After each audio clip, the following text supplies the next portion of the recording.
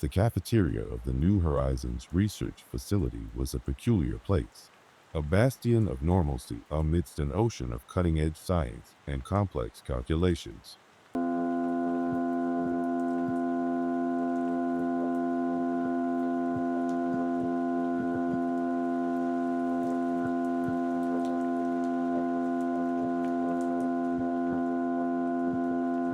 The air always carried the faint aroma of freshly brewed coffee, mingling with the more earthy smell of reheated meals. In a space designed for efficiency rather than comfort, walls of bright fluorescent lights cast everything in a sterile glow that made the space seem almost too clean, too clinical, for any real sense of warmth. My own routine was no different. As a data analyst in the Department of Experimental Genetics, I often found myself lost in numbers and theoretical outcomes, only remembering to eat when my stomach's growling could no longer be ignored. The cafeteria was always a welcome reprieve. It was a place where I could let the knots in my mind unwind over a simple sandwich or a fragrant bowl of soup. Despite its lack of character, there was something reassuring about the cafeteria's predictability. I could always count on finding the same faces each day, the same small conversations, the same predictable choices at the buffet. It was a Tuesday when I first noticed something slightly off, though at the time, I could not have fathomed the depths of the changes that were about to unfold. I had joined my colleagues at our usual table near the large window overlooking the facility's meticulously kept gardens. It was a seat of choice, offering a glimpse of nature in an otherwise artificially designed world.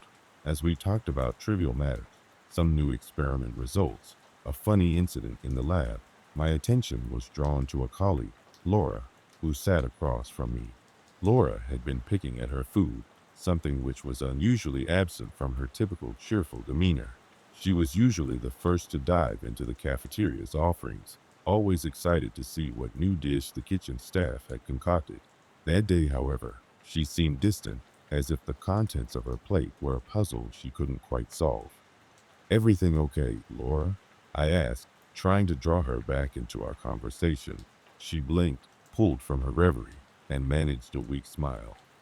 "Yes, just feeling a bit off. Can't quite put my finger on it." She glanced back at her plate, pushing a cherry tomato around with her fork. I nodded, accepting her response. We all had days like that. Yet, as lunch continued, I found my gaze drifting back to her untouched meal, a curious sense of unease settling in the pit of my stomach. By Thursday, that initial sense of disturbance had grown. It wasn't just Laura anymore. I noticed that more of my colleagues were starting to act differently during meals. Conversations were quieter, more strained. Plates returned to the dish line with more food left untouched, as if everyone had lost their appetite at once. The cafeteria itself seemed to have taken on a different air, less inviting, more oppressive. Even the fluorescent lights seemed dimmer, casting long, unsettling shadows across the tables. During our lunch break, Laura confessed that she wasn't the only one who felt strange about the food. It's like, it's like it tastes different, she said, frowning at her uneaten sandwich. "I can't explain it. It's almost as if I can't trust it anymore." Several others nodded in agreement, their expressions mirroring Laura's apprehension. It was puzzling. The menu hadn't changed significantly, nor had the kitchen staff.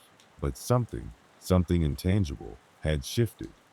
As the days continued, the sense of unease became palpable, almost tangible in its intensity. The cafeteria, once a place of refuge and routine, now seemed to vibrate with an undercurrent of tension.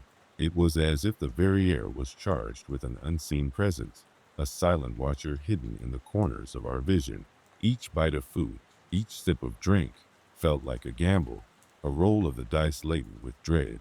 A week passed, and the cafeteria was now hardly recognizable in its atmosphere. Some chose to bring meals from home, while others skipped lunch altogether.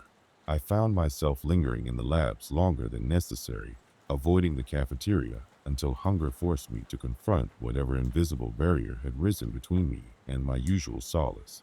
It was on a particularly dreary afternoon, the sky outside a blanket of gray, when the situation escalated beyond the quiet murmurs of discomfort. I had chosen a simple salad, hoping its freshness might stave off whatever trepidation lingered in my mind. I watched as others did the same, selecting their meals with a hesitance that had become all too familiar. Midway through our meal, a commotion broke the uneasy quiet. It was John, one of the senior researchers, who stood suddenly, his chair clattering to the floor. His face was pale, eyes wide with an expression of raw panic that I'd never seen cross his features before. He clutched his throat, gasping, eyes darting about the room as if seeking something unseen. Instinctively, we all rose, chairs scraping against the tiles. But John staggered backward before anyone could reach him, his lunch tray crashing down, scattering its contents across the floor. Without a word, he stumbled towards the exit, leaving us in a tense, shocked silence. In the aftermath, the whispers began again, hushed speculations about what had happened to John, what he might have seen or felt. Theories circulated. Perhaps it was just stress, or maybe a reaction to something he'd eaten. But in truth, we all knew it was something more, something darker.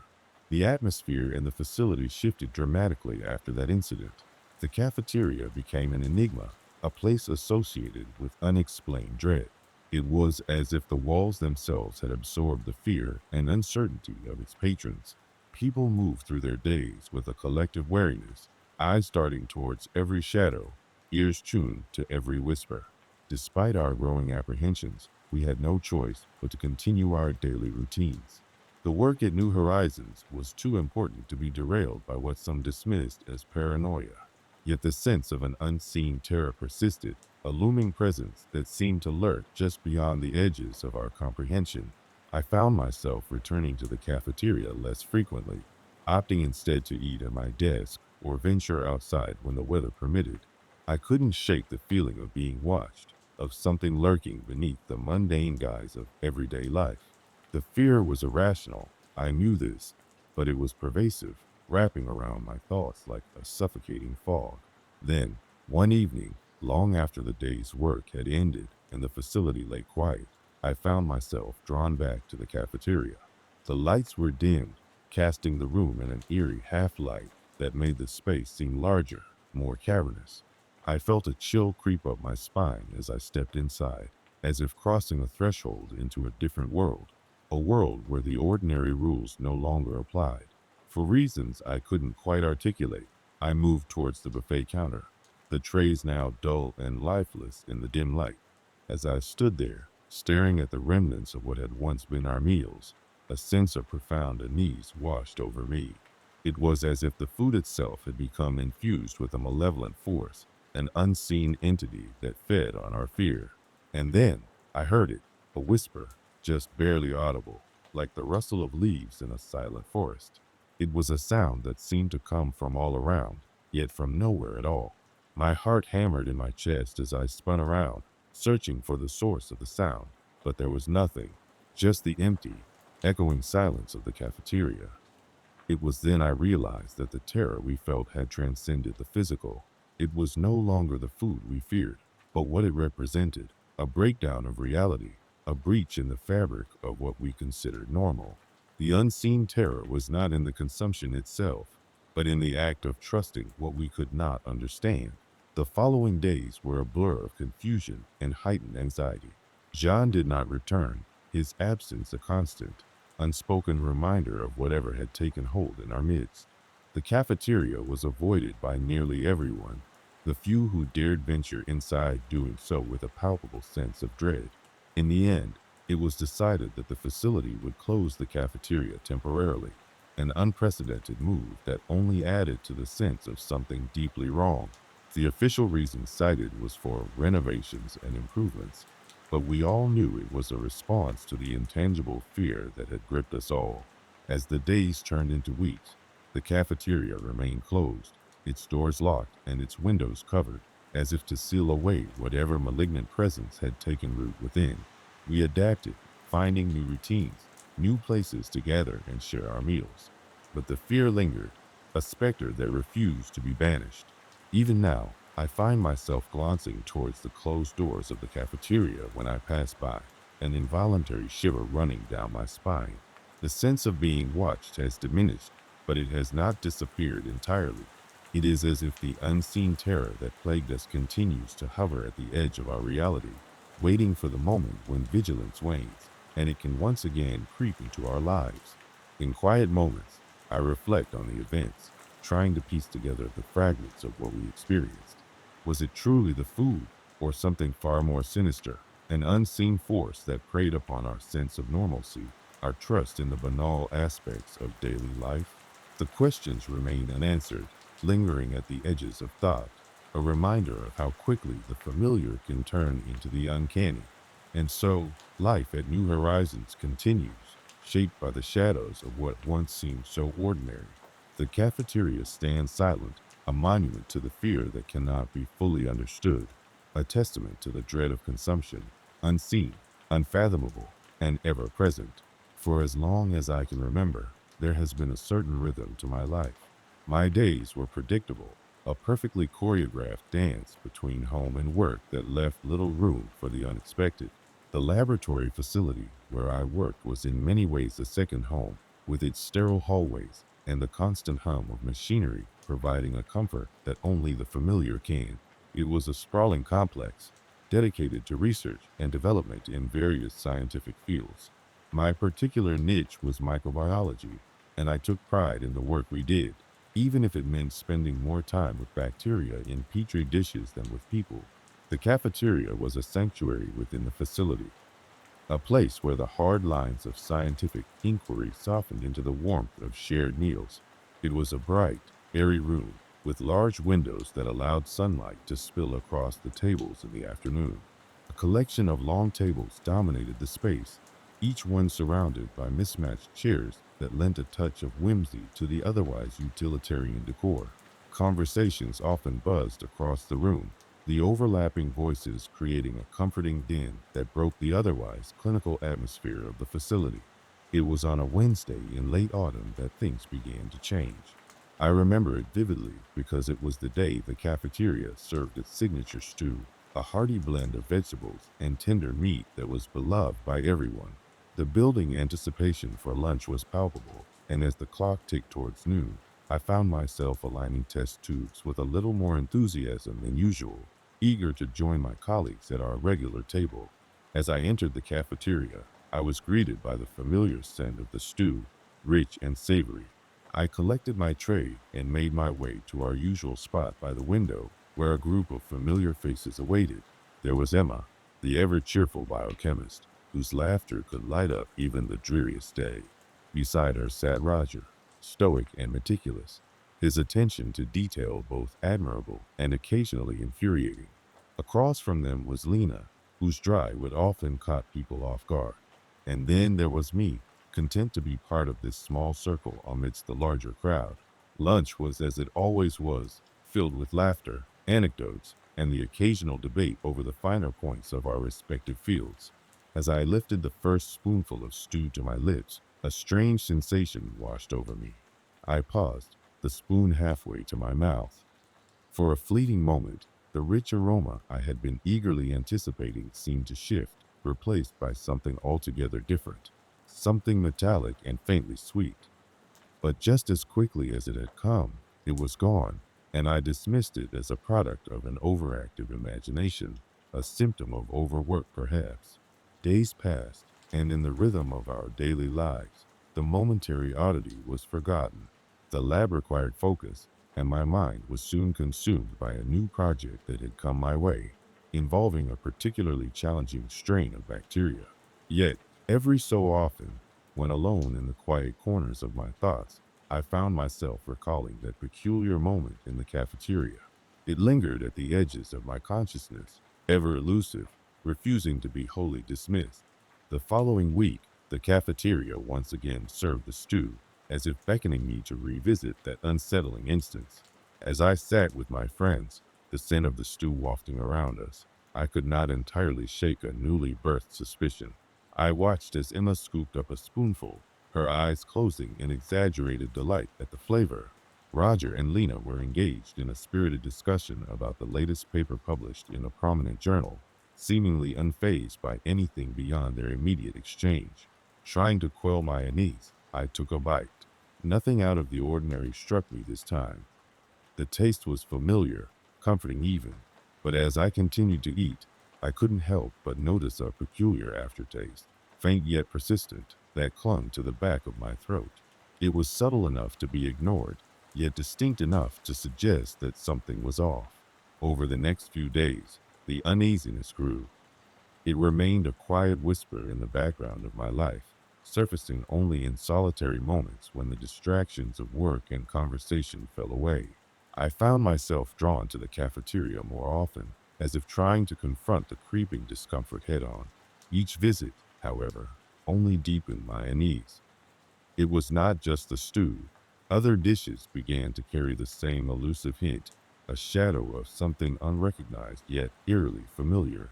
I began observing my colleagues more closely. Were they experiencing this too? Emma's laughter was as bright as ever, Roger's focus unwavering, Lena's sardonic humor as sharp as always. If they noticed anything amiss, they gave no indication. I, too, said nothing, unwilling to voice what I couldn't fully understand. But the uncertainty gnawed at me, and soon the cafeteria, once a refuge, became a source of quiet dread. Driven by a need to understand, I began my own investigation.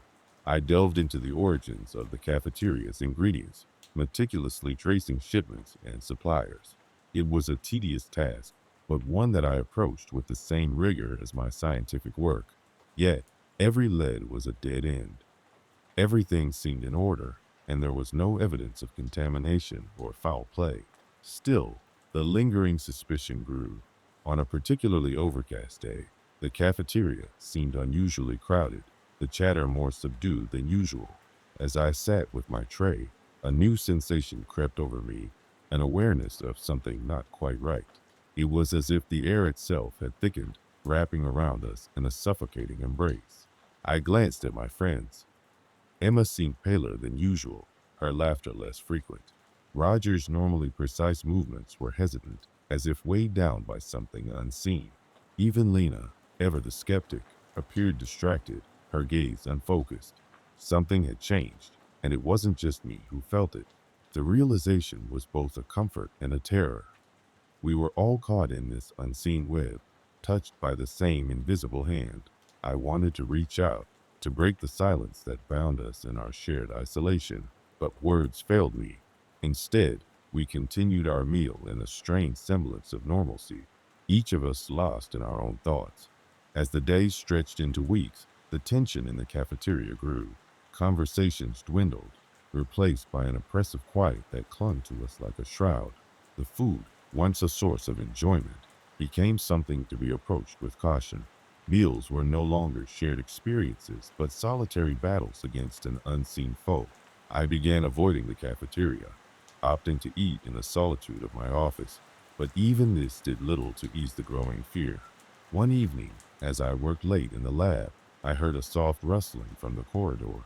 Peering out, I saw a figure moving towards the cafeteria, a familiar silhouette in the dim light. It was Emma. Curiosity and concern propelled me forward, and I followed her at a distance, careful to remain unseen. She entered the cafeteria, and I paused at the doorway, watching as she approached the counter. Emma stood there, motionless, her gaze fixed on something I could not see. She seemed to be listening, her head tilted ever so slightly, as if trying to catch the whisper of a secret. Then, without warning, she reached for a bowl of stew. I stepped forward, unable to contain my alarm. As if sensing my presence, she turned, meeting my eyes with a look of confusion and fear. "What are you doing here?" I asked, my voice barely above a whisper. I, I don't know," she replied, her voice trembling. "I just felt like I had to come." Together, we stood in the dim light of the cafeteria, the silence between us heavy with unspoken fears. The bowl of stew sat between us, a silent testament to the unseen force that had drawn us here. Driven by a sudden resolve, I reached for the bowl, determined to confront whatever it was that lurked in the depths of the food. The first spoonful was unremarkable, the stew as I remembered it. But as I continued, the familiar aftertaste returned, stronger now, more insistent. It was no longer a mere suggestion, but a presence, undeniable and consuming. Emma watched, her eyes wide, as if she could see the battle taking place within me. I set the spoon down, my hand trembling, the taste still lingering, a reminder of my failure to unearth its origin. "We need to tell someone," Emma said, her voice firm despite the fear that flickered in her eyes. But who could we tell? And what could we say? Our fears were intangible, our evidence non existent.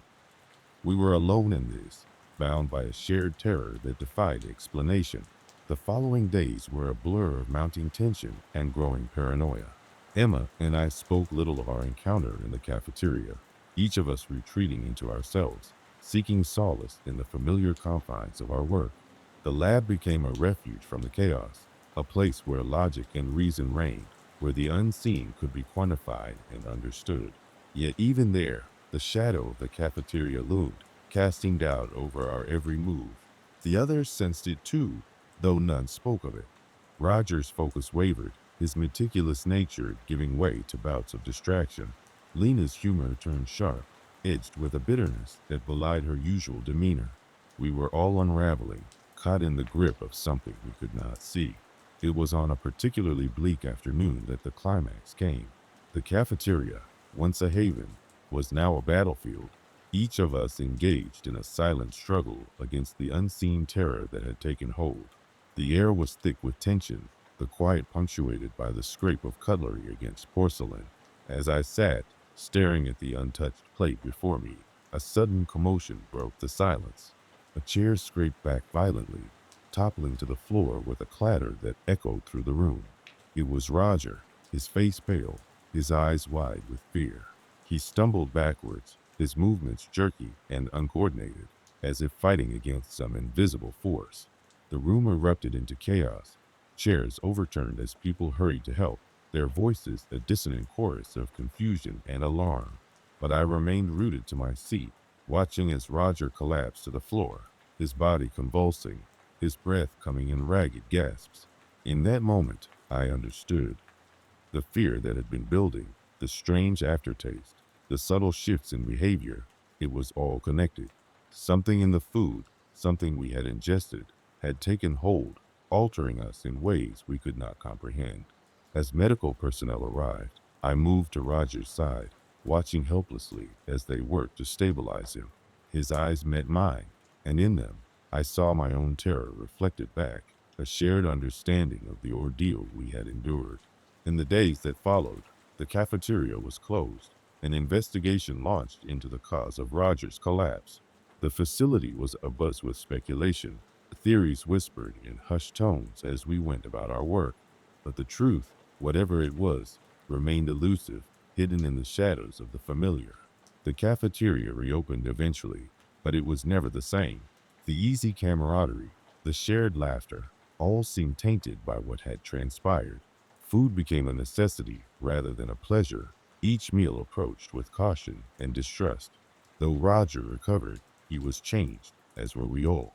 The fear, once an unseen whisper at the edges of our lives, had become a constant companion, a reminder of our brush with the unknown. We had survived, but the scars remained, etched into the everyday rhythm of our lives. And so, we carried on, the hum of machinery and the sterile hallways of the facility our constant companions. The cafeteria, once a sanctuary, became a place of quiet dread, its bright windows and mismatched chairs a stark contrast to the darkness that lingered just beneath the surface. Even now, as I sit at my desk, the events of those days play out in the recesses of my mind. I am haunted by what we could not see, by the unseen terror that had reached into the heart of our world and left its mark. And though the sun still shines through the cafeteria windows, casting its light across the tables, the shadow remains, a testament to the fear that dwells in the familiar. The cafeteria smelled of fresh coffee and the mildly burnt aroma of reheated pasta. Bright, fluorescent light shone above rows of neatly arranged tables, each accompanied by sleek, metallic chairs. It was a haven in the vast, sterile environment of the laboratory facility. Here, within these walls, people unwound, exchanged pleasantries, and momentarily forgot the whirlwind of data and experiments that comprised their days. I often found solace in the rhythmic chattering, and the gentle clinking of cutlery, a comforting soundtrack amidst the cacophony of scientific discovery. I was one of the few who preferred the early morning quiet, arriving before the rush of lab coats and hurried footsteps. My routine was simple: a steaming cup of coffee, a sandwich, and the company of my thoughts. I would sit at the corner table, facing the wide windows that overlooked the fog-covered forest surrounding the facility. The view was a gentle reminder of the world beyond our sterile bubble, a world I rarely interacted with, but deeply cherished from afar. The first disturbance was subtle, a mere flicker on the edge of perception. It was during one early morning, as I sipped my coffee and watched the forest soak up the sun. I noticed a peculiar taste, a bitterness that didn't belong. Assuming it was the result of a hurried barista or a new brand of beans, I dismissed it, though the taste lingered more vividly than any other errant flavor had before. I didn't give it much thought, attributing it to the whims of taste buds still groggy from sleep. But as days turned into weeks, the disturbances grew more pronounced. It began with the coffee and spread to other foods, sandwiches, pastries, even the water from the cooler. The flavors were always slightly off, as though something indiscernible skulked beneath the surface of each bite and sip. Conversations with colleagues offered no solace, as they either failed to notice or dismissed my concerns with laughter and shrugs.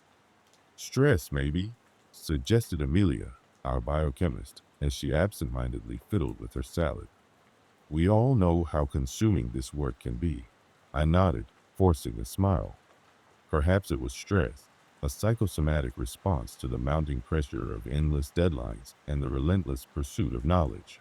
Yet, in my heart, I knew the issue ran deeper, gnawing at the fringes of my consciousness like a shadow cast where none should exist. The escalation was gradual, insidious. The cafeteria, once a sanctuary, transformed into a place of unease. The tables and chairs, once inviting, seemed to loom with an unsettling presence. I started noticing small details, the way the staff moved in a rhythmic, almost mechanical fashion, how the flickering lights seemed to synchronize with the unsettling beat of my heart. The taste grew stronger, more persistent, and with it came a sensation I couldn't quite name. It was as if something was watching, waiting, just beyond the veil of the mundane. I found myself questioning everything: the food, the water, the very air that filled the cafeteria. Each bite was a gamble, a moment suspended between the familiar and the deeply unnerving. I tried bringing it up again, this time with Greg, the head of our department. He was a pragmatic man, always focused on facts and figures, immune to speculation or conjecture. His response was predictably dismissive. "You're overthinking it," he said with a reassuring smile. "If there was something wrong, we'd know. Trust the system." But how could I trust a system that felt increasingly alien? The cafeteria, with its once comforting hum of human activity, now harbored an undercurrent of dread that no amount of rationalization could dispel. The feeling of eyes upon me persisted, a presence that lurked just beyond sight, veiled by the ordinary. The climax came one storm-ridden evening. The cafeteria was nearly empty, save for a few stragglers and the hum of the vending machine. I sat alone, watching the rain batter the windows, each drop a tiny percussion against the glass. My coffee sat untouched, its scent mingling with the dampness of the air. As the evening wore on, I noticed a strange movement out of the corner of my eye. The cafeteria staff, typically efficient and precise, seemed more erratic, their movements disjointed, almost puppet-like. A chill swept over me as one of them fixed their gaze upon me, a gaze that felt heavy, invasive, and utterly wrong. Caught in a grip of inexplicable fear, I turned my attention back to my coffee, desperate for distraction. But the taste, oh, that taste, was stronger than ever, curling across my tongue like a living thing. I felt a compulsion to spit it out, to rid myself of the invasive sensation. But instead, I swallowed, each gulp an act of sheer will. That's when I saw it, a flicker, a momentary distortion in the very fabric of the cafeteria. The walls seemed to shimmer, revealing a depth that defied logic. And within that depth, shadows unfolded, shapes that twisted and writhed, forming grotesque, almost human-like figures. They lingered for a heartbeat, watching, waiting, their outlines bleeding into the edges of reality. Panic surged through me, the fear so visceral that it left me breathless. I stumbled back, the chair clattering loudly on the tiled floor, drawing the attention of the few remaining patrons. But as their eyes turned to me, the shadows vanished, retreating into the recesses of my mind, leaving only the echo of their presence. I left the cafeteria that night, shaken and unsteady, my thoughts a tangled web of terror and disbelief. The rain had stopped, but the chill remained, a constant reminder of what I could not deny. The lingering fear was a constant companion, a whisper in the dark, a shadow beneath the sun. The cafeteria, once a hub of life and laughter, became a place I avoided, its unseen terror too potent to ignore. My colleagues continued their daily routines, blissfully unaware of the unseen specter that haunted our midst. I tried to make sense of it, to rationalize the irrational, but the answers eluded me, slipping through my fingers like smoke. The taste, the shadows, the feeling of being watched, they merged into a singular entity, a testament to the unknown forces that shared our space. In the end, I could only accept the dread that lingered, an uninvited guest in the corners of my mind. The cafeteria continued to function as normal, the clatter of cutlery and murmur of conversations an eerie juxtaposition to the silent unease that permeated the air. I moved through my days with cautious steps, each meal a reminder of the unseen terror that lay in wait. The shadows remained hidden, their presence felt but never seen, a constant echo of the fear that had taken root deep within. And so, life continued within the laboratory facility, a delicate balance of normalcy and the inexplicable. But for me, the cafeteria would never again be a place of comfort, its unseen horrors forever imprinted upon my soul. I carried the fear with me, an invisible scar, a reminder of the fragile boundary between the known and the unknowable. The cafeteria was a place of solace in the sterile labyrinth of the research facility. It provided a break from the relentless hum of machinery, an escape from the flickering fluorescent lights of the labs, and a chance to unwind.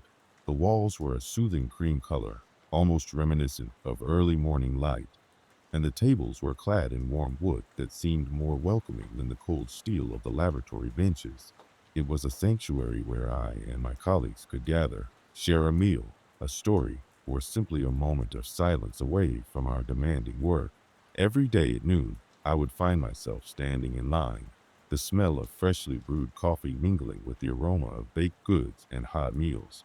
Despite the repetitive menu, there was comfort in the routine, in the familiar faces that smiled back at me from behind the counter. Today wasn't any different, or so I thought. I chose my usual grilled chicken sandwich and a side of coleslaw and made my way to the corner table by the window where I could observe the world outside while enjoying my meal. The cafeteria buzzed with the soft murmur of voices, the scraping of chairs, the clinking of cutlery. Life, albeit confined within these walls, moved with a predictable rhythm. Yet, on this particular afternoon, I felt a subtle shift in the air, an undercurrent that tickled the edge of my consciousness. It was nothing I could pinpoint, merely a whisper of unease that threaded through the chatter around me. I shook it off, attributing it to the pressures of an unusually intense morning in the lab. My phone buzzed with a message from a colleague, and as I replied, I noticed a new face among the staff behind the serving counter, a woman with strikingly pale skin and dark, sunken eyes that followed the diners with an unwavering gaze. I dismissed it as a trick of the lighting, perhaps, or simply fatigue playing tricks on my mind. The first disturbance came later that week, on a rainy Tuesday, when the cafeteria's usual atmosphere shifted in an uncanny manner. The weather outside was dismal, with rain drumming consistently upon the rooftop, adding a layer of gloom to our secluded world. The room felt colder than usual, the air too still, too oppressive. As I waited in line, I noticed the same woman with the hollow eyes working behind the counter again. Her presence was unsettling, yet I tried to focus on choosing my meal, today's special, a creamy pasta dish that was one of my favorites. As I picked up my tray, I noticed her watching me, her lips curling into a smile that didn't reach her eyes. It was then I noticed her hands, thin and almost skeletal, with long, delicate fingers. They moved with surprising grace as she served the food, yet something about them felt wrong, like they were not accustomed to the work they were performing. As I sat down to eat, I found the pasta dish oddly tasteless, as though the flavors had been leached away. I pushed the thought aside, telling myself my senses were dull that day. The following days brought an escalation of the peculiarities. More staff members fell ill, their absence noted like missing beats in the cafeteria's rhythm. Those who remained seemed haggard, their eyes darting nervously around the room. Conversations grew quieter, and the usual joviality was replaced by a cautious watchfulness. I caught snippets of hurried conversations, whispers about strange occurrences, missing items, food that tasted off, an unsettling chill that seemed to settle over the place like a shroud. The woman with the pale skin and dark eyes was present every day, her presence looming like a shadow over the staff and diners alike. Her smile, once unsettling, now felt predatory, as if she was privy to some dark secret that eluded the rest of us. I found myself avoiding her gaze, yet I could feel the weight of her eyes following me nonetheless. One night, as I was leaving late, the cafeteria's lights flickered, casting the room in an eerie half-light. I paused, drawn by a strange sound, a low humming that seemed to vibrate in my bones. I ventured closer, peering into the dimly lit kitchen. There she was, standing amidst the shadowy outlines of pots and pans, her back to me. She was whispering something, her words indistinct, lost in the mechanical hum of the facility. I felt a chill crawl up my spine, a primal fear I couldn't shake off. When she turned suddenly, her eyes locked onto mine. I felt exposed, vulnerable, as if she had reached out and touched my very soul. The climax came unexpectedly, a culmination of a tension that had been building, unseen, like a storm gathering on the horizon. It was a Friday, and the cafeteria was unusually crowded, the end of the week drawing people together to unwind. I had decided to skip lunch, still disturbed by the events of the past days, opting instead for a quick coffee. But something in the air, a silent plea or a compulsion, drew me to the cafeteria once more. The moment I stepped inside, I felt it, a palpable sense of dread, an awareness that something was terribly wrong. The room was tense, filled with an unnatural silence, as if everyone was holding their breath, waiting for something to happen. The staff behind the counter were visibly anxious, their movements jerky and uncertain. And there she was, the woman with the hollow eyes, standing at the center of it all, her presence commanding, almost otherworldly. Without understanding why, I found myself moving toward her, the crowd parting like water before me.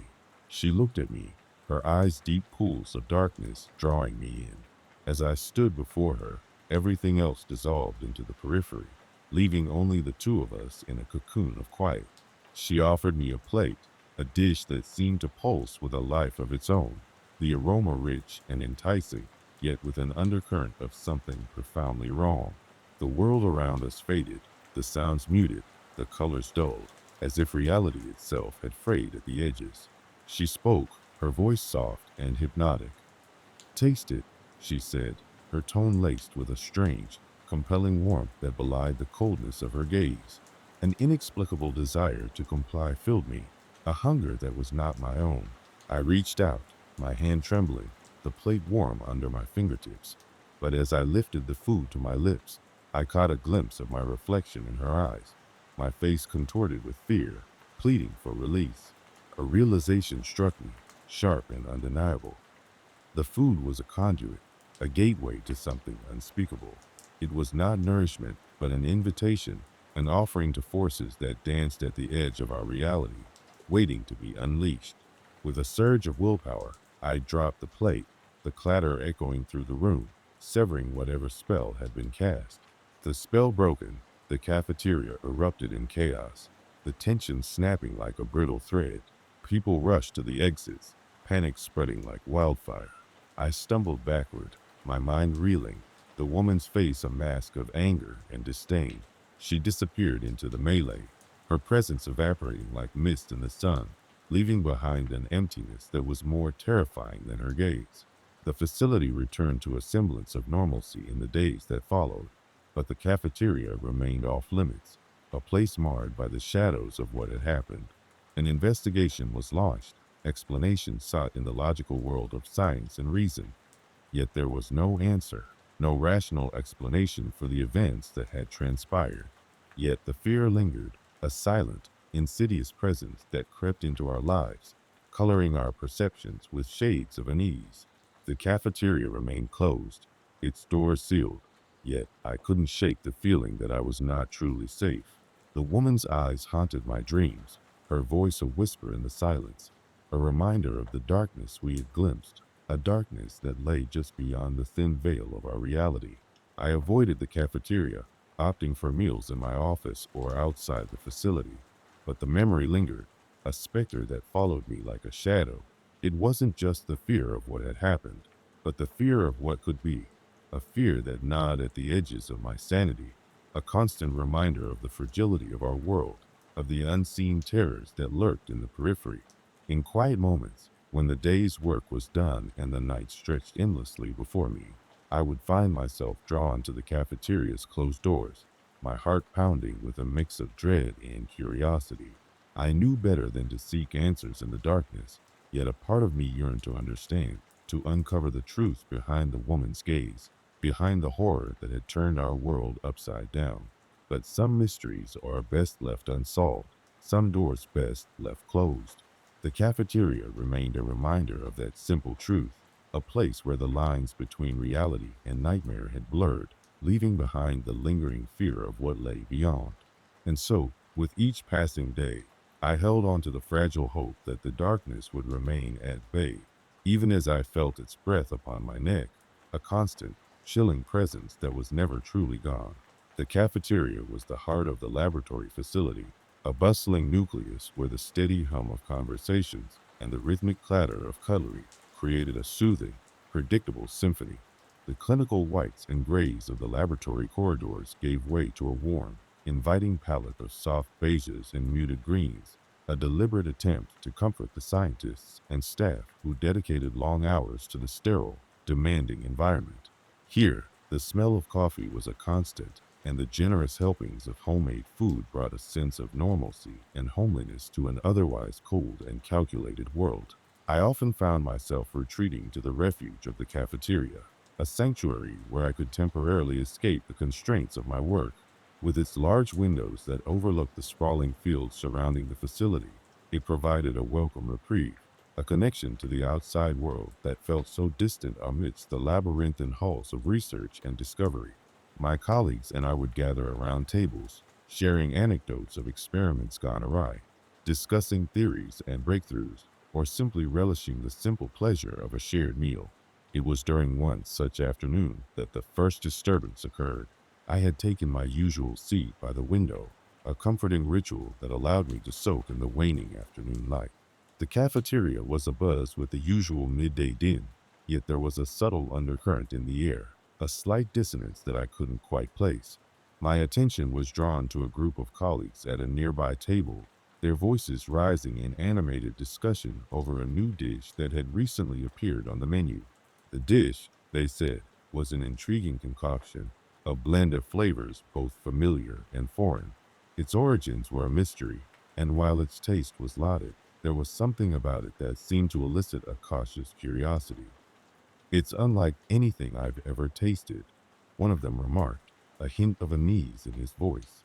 The others nodded in agreement, their expressions a mix of admiration and bemusement. Curious, I decided to sample the dish myself.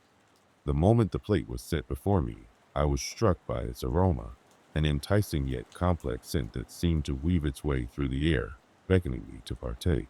The first bite was a revelation, a symphony of flavors that danced across my palate, each note distinct yet harmonious. And yet, as I savored the dish, I couldn't shake the feeling that there was something odd about it, something that lurked just beyond the edge of perception. Over the following days, the new dish became the topic of much discussion within the facility. Its allure was undeniable, and it wasn't long before it became a staple of the cafeteria menu. However, with its growing popularity came a growing sense of unease. Whispers began to circulate, hushed conversations filled with speculation and conjecture. Some claimed that the dish was the result of an experimental culinary project. Others suggested it was sourced from an unknown supplier. Despite the myriad theories, one fact remained uncontested. The dish had an inexplicable hold over those who consumed it. As the days wore on, I found myself increasingly drawn to the cafeteria, an inexplicable pull that seemed to originate from the dish itself. It was as if it whispered to me, beckoning with promises of culinary delight. Yet each bite left me with a lingering sense of dread. The sensation was not unlike standing at the precipice of a great chasm, the allure of the abyss tempered by the instinctual fear of the unknown. It was during this period of growing unease that I began to notice subtle changes in my colleagues. There was a palpable tension in the air, an edge to their interactions that belied the surface camaraderie. Conversations were clipped, smiles strained, as if a veil of normalcy was being maintained by sheer force of will. And through it all, the dish remained a constant, a silent specter at the periphery of our collective consciousness. The escalation reached its peak one fateful afternoon, when the cafeteria was filled with an unusual, oppressive silence.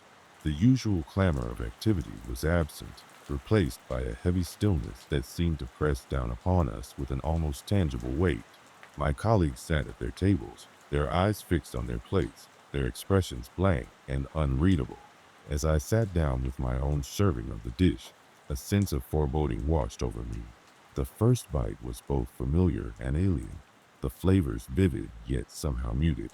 It was as if the dish had taken on a life of its own, a presence that was both seductive and sinister. Each mouthful was a struggle, a battle between desire and revulsion, and with each bite, the sensation of being watched grew ever stronger. It was then that I saw it, a flicker of movement at the edge of my vision. I turned, catching a glimpse of something just beyond the range of sight, a shadow that flitted across the periphery before vanishing into the ether. My heart raced, a primal fear clawing its way to the surface as I glanced around the room. My colleagues remained oblivious, their attention fixed solely on their meals, yet I could feel it, an unseen presence that lingered just out of reach.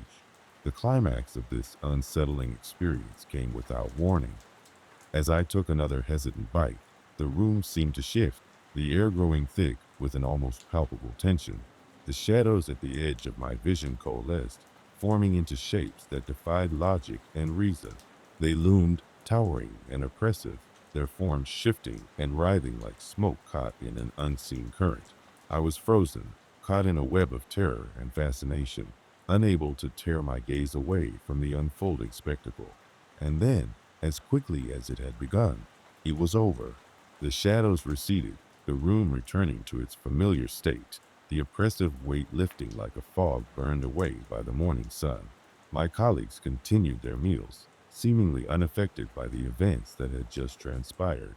Yet I was left with a lingering fear, a gnawing certainty that something terrible lay beneath the surface. In the days and weeks that followed, the cafeteria returned to its usual rhythm, the strange dish eventually fading from the menu and from memory.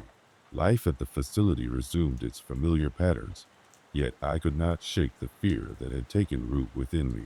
It was a fear that whispered in the quiet moments, a reminder of the unseen terror that lurked just beyond the edge of perception. I found myself avoiding the cafeteria, choosing instead to take my meals in the solitude of my office or outside in the open air.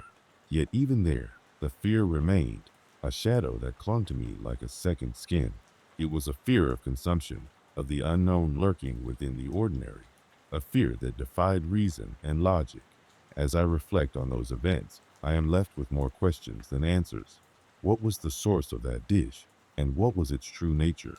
Was it an experiment in taste, a culinary curiosity that had gone awry, or was there something more sinister at play? The answers elude me, lost in the shadows of memory and perception. What I do know is this: the cafeteria is no longer a sanctuary, no longer a refuge from the demands of my work. It is a place that holds a darkness, a reminder of the unseen terror that once writhed at the edges of my vision. And though the dish is gone, its legacy remains, a lingering fear that I cannot escape. For in the end, it is not the shadows that we see that terrify us, but those that we cannot. The unseen, the unknown, These are the true horrors that linger in the corners of our minds, waiting to emerge when we least expect them.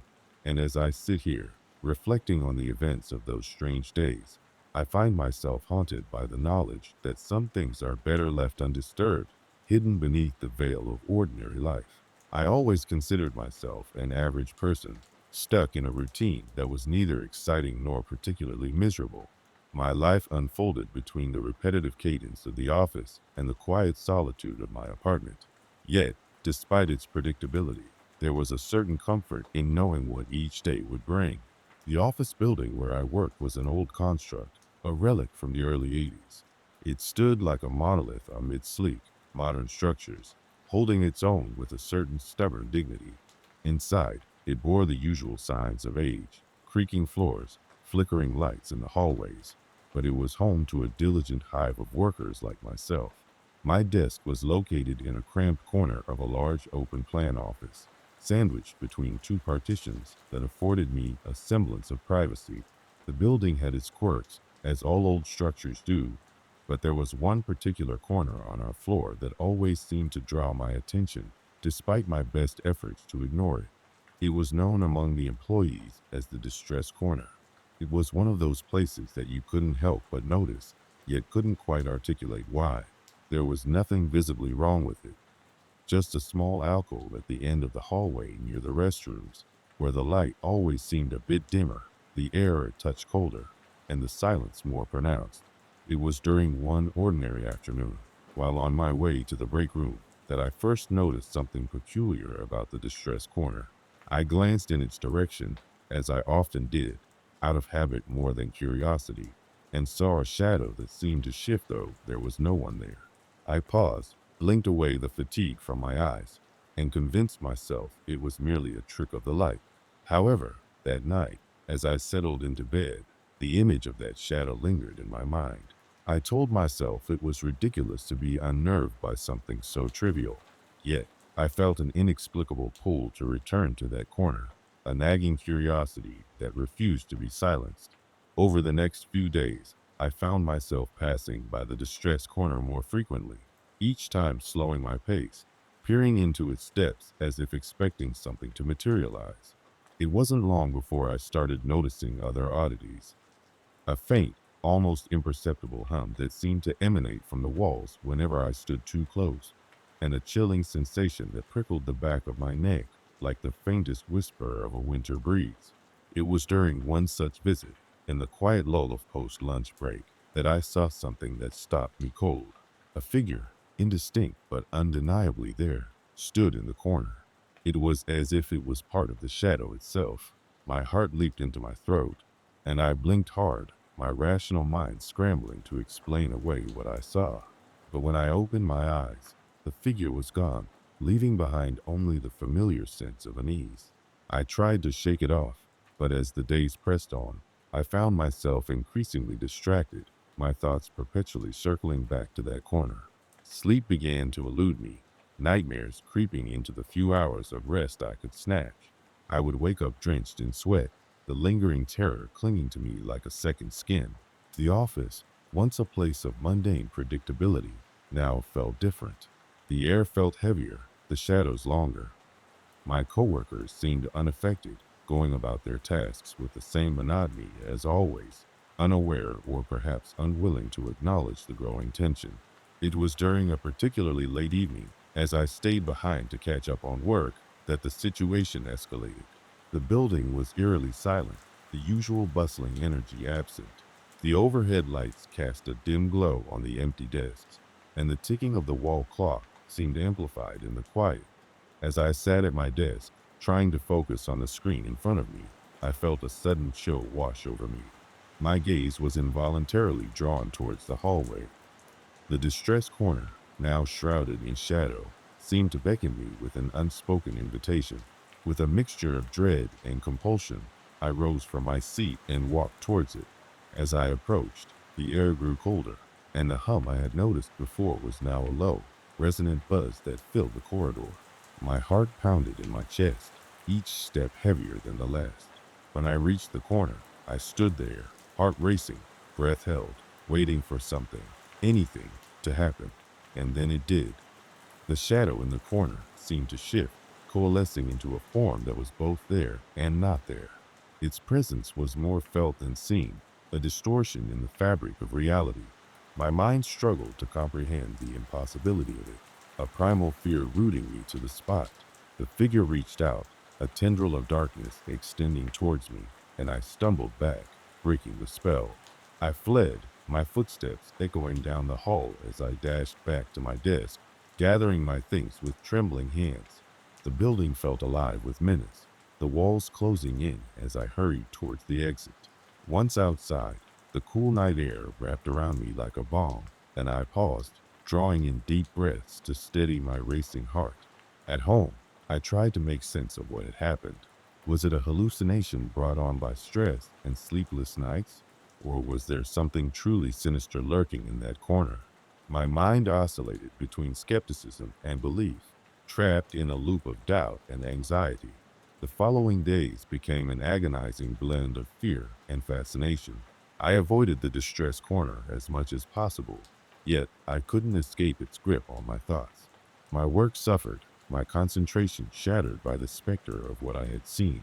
My apartment became a refuge, though even there, I felt the shadow of the corner lingering at the edges of my consciousness. It was as if its darkness had seeped into my very being, a psychological catalyst that fed on my fears. I saw it in my dreams, felt its presence when I turned out the lights at night. The line between reality and nightmare blurred, leaving me adrift in a sea of unease. I knew I had to confront it, to face whatever dwelled in that corner, if only to reclaim my sanity. On a late Friday evening, armed with a resolve born of desperation, I returned to the office. The building stood silent and imposing against the night sky, its windows darkened like sightless eyes. Inside, the air was still and heavy with anticipation. As I made my way down the hallway, the familiar hum began to rise, a symphony of tension that thrummed in my bones. The distress corner loomed ahead, an omen of the unknown. I stopped a few feet away, my heart racing, and summoned the courage to step closer. This time, I was met not with a shadow, but with an overwhelming sense of despair. It washed over me in waves, pulling at my very soul. I could feel the weight of countless emotions, a chorus of anguish that resonated in the air. And then I understood. The distress corner was not haunted by a malevolent spirit, but by the accumulated pain and anxiety of those who had passed through it. It was a repository of human suffering, a manifestation of the burdens we carry. The figure I had seen was not an apparition, but a reflection of my own fears, magnified by the corner's dark energy. In that moment of clarity, I realized the power it held over me was one I had unwittingly given it. I stepped back, acknowledging the darkness for what it was, a part of me I needed to confront. The air around me seemed to shift, the oppressive weight lifting as I turned away. I left the office that night with a sense of resolution, the distress corner finally relinquishing its hold. Yet, as I lay in bed that night, I knew the corner would remain a part of me, a lingering fear woven into the fabric of my existence. It had forced me to confront my own demons, to acknowledge the shadows within, and while the fear had lessened, its echo would continue to haunt the edges of my mind, a reminder of the darkness we each carry inside. In the quiet solitude of my apartment, I found a new appreciation for the normalcy I had once taken for granted. I understood now that fear was not just a response to the unknown, but a mirror reflecting our deepest vulnerabilities. The distress corner, with its eerie allure, had opened my eyes to the power of the mind and the shadows it could create. In the heart of the city, nestled between towering skyscrapers and bustling sidewalks, stood the office building where I spent most of my days. It was an unremarkable structure, blending seamlessly with its steel and glass neighbors. The lobby was spacious, with polished marble floors and elevators that hummed softly as they ascended and descended through the building's core. It was a place where the mundane rituals of modern life played out daily: meetings, emails, deadlines. My office was on the seventh floor, a modest space with a window view of the neighboring high-rises' equally dull facade. For years, I had worked there, my life a collection of routine tasks and predictable interactions. I would arrive each morning, coffee in hand, and immerse myself in the ebb and flow of corporate demands. My coworkers were amiable but distant, our conversations rarely straying beyond work-related topics. It was a life of stability, if not excitement, and I found comfort in its familiarity. That is, until the discovery of the distress corner. The distress corner was a peculiar feature, one I had overlooked in my many years at the firm. It was an innocuous alcove at the end of a long corridor on the seventh floor, just past the break room. I stumbled upon it one afternoon as I sought refuge from an exhausting day of meetings. The corner appeared unremarkable at first glance, a small, dimly lit space with a solitary chair and a nondescript painting hanging on the wall. But as I stepped into it, a palpable sense of unease washed over me. It was as though the air was heavier, charged with an energy that set my nerves on edge. Intrigued but unsettled, I left the corner and returned to my office, dismissing the sensation as a momentary lapse, a trick of the mind. Yet, the memory of that strange feeling lingered, etching itself into my consciousness. I found myself drawn to the corner again, inexplicably compelled to revisit its confines. Each time I did, the sensation grew more intense, a weight pressing down on my chest, a whispering chill that seemed to penetrate my very soul. My curiosity soon turned to obsession. I began to visit the distress corner regularly, watching as it subtly altered my perception of reality. The mundane office environment around me began to shift, colors appearing more vivid, sounds more pronounced. It was as though the corner held a hidden power, a reality-bending influence that was both terrifying and exhilarating. My colleagues noticed the change in my demeanor. They commented on my distracted air, my frequent absences from my desk, but I brushed aside their concerns, assuring them and myself that all was well. Yet, beneath my calm exterior, a storm was brewing. The corner had become a refuge, a siren call that tugged at my senses. I was addicted to its eerie embrace, despite the creeping dread that accompanied each visit. As days turned into weeks, the corner's influence began to seep into my personal life. At home, I struggled to maintain the veneer of normalcy. My apartment, once a sanctuary of peace, now felt cold and unfamiliar. I found it increasingly difficult to focus on anything other than the corner and its mysterious allure. Sleep eluded me, my nights filled with restless dreams that echoed the corner's oppressive energy. One evening, as I sat in my living room, I noticed a change in the light filtering through the window. It was a subtle shift, a darkening that seemed to resonate with the corner's unsettling aura. Rattled, I tried to shake off the feeling, attributing it to fatigue and the stress of work. But even in the comfort of my home, I could sense the corner's presence, a shadow looming over my thoughts. The escalation of my obsession reached a crescendo one late afternoon when I decided to confront the corner, to unravel its secrets. As I approached the alcove, the air around me thickened, vibrating with an intensity that set my teeth on edge.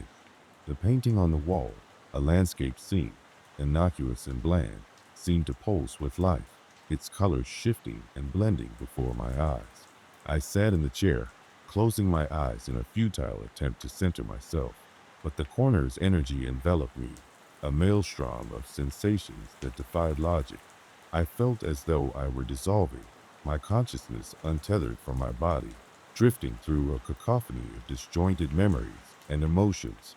It was a descent into madness, a terrifying plunge into the unknown.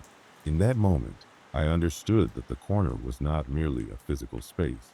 It was a catalyst, a conduit for the mind's darkest fears and desires. It amplified my anxieties, distorting them into monstrous phantoms that taunted me mercilessly. I was trapped in its grasp, unable to escape its relentless hold. The climax of this ordeal came abruptly. As I opened my eyes, the office around me blurred, the walls seeming to close in with a suffocating inevitability. Panic surged through me, a visceral response to the corner's malevolent influence. I stumbled to my feet, my heart pounding in my chest as I fled the alcove, desperate to escape its clutches. Back in my office, I collapsed into my chair, gasping for breath. The world slowly righted itself, the familiar surroundings reasserting their presence. Yet, the corner's mark remained, an indelible stain on my psyche. I was left to ponder its origins, its purpose, and the nature of its power. In the days that followed, I avoided the distress corner, wary of its ability to unravel my sanity, but its presence loomed large in my mind, a lingering fear that haunted my thoughts. I became hyper aware of its location, skirting the corridor with a cautious eye, always aware of its proximity. At home, the sense of unease persisted. My apartment felt larger, emptier, as though some vital essence had been drained away. Though I had distanced myself from the corner, its psychological impact was irreversible. My mind was a battleground, a place where reason fought a losing war against the specters of fear and uncertainty. I knew I had to reclaim my life, to find a way to coexist with the corner's lingering influence. It was a journey of introspection, a challenge to confront the fears that had been laid bare by the corner's presence. I immersed myself in work, seeking solace in routine and the familiar cadence of office life. But the shadow of the corner never fully dissipated, a constant reminder of the darkness that lurked just beneath the surface of normalcy. The distressed corner remained an enigma, its secrets locked away in the recesses of my mind. I learned to navigate my world with caution, aware that the thin veneer of reality could fracture at any moment. Yet, amidst the fear, there was a strange sense of empowerment. I had faced the abyss and emerged, if not unscathed, then at least resilient. In the months that followed, I reflected on the experience, the lessons it had imparted. The corner had forced me to confront the hidden depths of my own psyche, to acknowledge the complexity of the human mind. It was a journey fraught with terror, but ultimately one of self-discovery. As I stand at the window of my office, gazing out at the skyline that stretches to the horizon, I am reminded of the fragile balance that exists between order and chaos. The distress corner remains a part of me, an ever-present shadow that lingers in the periphery of my consciousness. And though I may never fully understand its nature, I have come to accept its place in my life, a reminder of the unseen forces that shape our reality and the resilience of the human spirit in the face of the unknown.